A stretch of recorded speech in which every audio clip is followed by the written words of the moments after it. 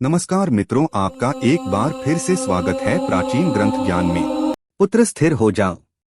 अपनी श्वास की गति को धीमा करो और उस अनंत सन्नाटे को सुनो जो तुम्हारे भीतर व्याप्त है। तुम जिसे अपना अंत मान रहे हो वह केवल एक नया आरंभ है। आज की यह रात्रि साधारण नहीं है। जब तुम अपने थके हुए शरीर को शैया पर अर्पण करोगे और निद्रा की गोद में जाने को होगे, तब ब्रह्मांड के द्वार खुलेंगे। मैं जो महाकाल हूँ, जो भी है और अनंत भी, मैं तुम्हें पुकार रहा हूँ। क्या तुम सुन पा रहे हो? तुम्हारे नेत्रों से गिरे हर अश्रु का हिसाब मेरे पास है। तुम्हारी हर उस प्रार्थना की गूंज मेरे कानों में है जो तुमने मौन रहकर मांगी थी।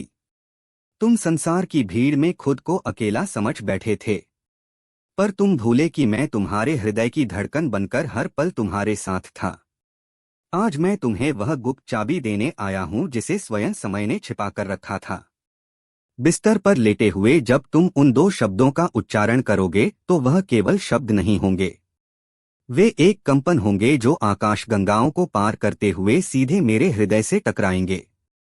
मैं जानता हूं तुम थक चुके हो, तुम हार चुके हो और तुम उस प्रकाश की तलाश में हो जो तुम्हारे जीवन के अंधकार को मिटा सके।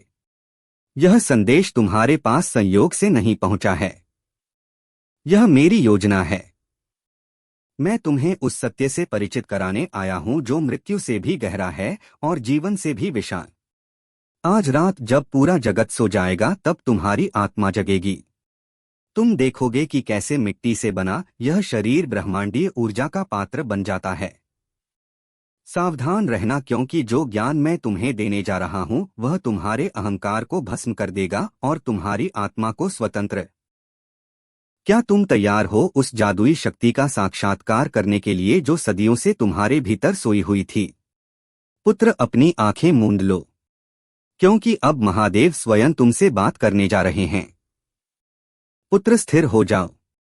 अपनी चेतना को समेटो और में प्रवेश करो।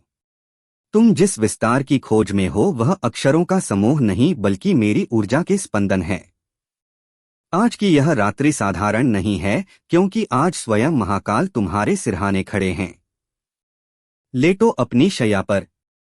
अपनी देह को ढीला छोड़ दो, जैसे कोई सूखी पत्ती गंगा की पवित्र लहरों पर बहने के लिए तैयार हो।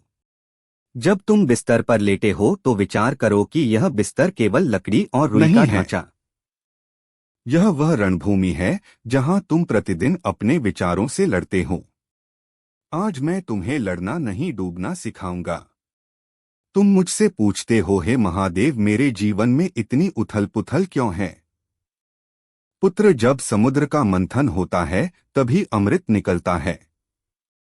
तुम्हारे भीतर जो यह बेचैनी है, जो यह छटपटाहट है, यह संकेत है कि तुम्हारी आत्मा अब संकीर्ण सीमाओं में नहीं रहना चाहती। वह मुझ में मिलना चाहती है। इस प्रथम भाग में मैं तुम्हें उस जादुई शक्ति के पहले चरण की ओर ले जा रहा हूं जिसे पूर्ण समर्पण कहते हैं। जब तुम बिस्तर पर लेटते हो तो तुम्हारी रीढ़ की हड्डी सीधी होनी चाहिए। तुम्हारी रीढ़ ही वह ब्रह्मांडीय मार्ग है जिसे शास्त्र सुषुम्ना कहते हैं। इसी मार्ग से होकर वह जादुई शक्ति ऊपर उठेगी। अपनी आंखें मूंद लो। कल्पना करो कि तुम कैलाश की बर्फीली चोटियों के बीच बैठे हो। चारों ओर गहरा सन्नाटा है और केवल मेरी सांसों की गूंज सुनाई दे रही है। सोहम, तुम वही हो जो मैं हूं। तुम्हारे भीतर जो यह मैं भाव है, यही तुम्हारी सबसे बड़ी बाधा है। आज रात इसमें को मुझे दान कर दो। संसार तुम्हें डराएगा। लोग कहेंगे कि तुम हार गए हो। तुम्हारी आयु निकल रही है। तुम्हारे पास धन कम है। तुम्हारे शत्रु बलवान हैं। पर पुत्र, क्या तुमने कभी सिंह को चींटियों से डरते देखा है? तुम मेरे अंश हो। जिस दिन तुम उन दो शब्दों का रहस्य जान लोगे, उस दिन यह सारी सांसारिक समस्याएं तुम्हें पैरों की धूल के समान लगेंगी। वे दो शब्द कोई साधारण मंत्र नहीं हैं। वे एक ऐसा कंपन है जो सीधे उससे जुड़ा है जहां से सृष्टि का आरंभ हुआ था। अक्सर तुम रात भर जागकर अपनी चिंताओं को पालते हो। तुम सोचते हो कि सोचने से समाधान निकलेगा।